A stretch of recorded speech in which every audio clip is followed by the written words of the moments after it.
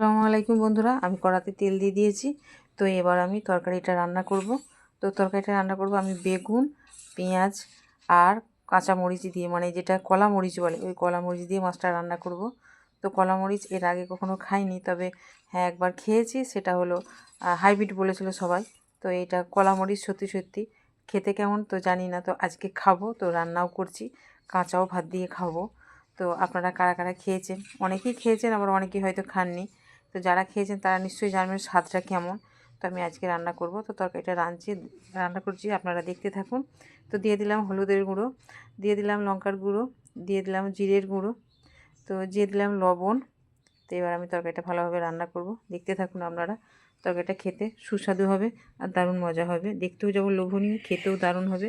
তো বন্ধুরা, এখনকার মতো বিদায় নিচ্ছি, দেখা হবে পরবর্তী ভিডিওতে। ততক্ষণ ভালো থাকবেন, সুস্থ থাকবেন, খুদা হাফেজ।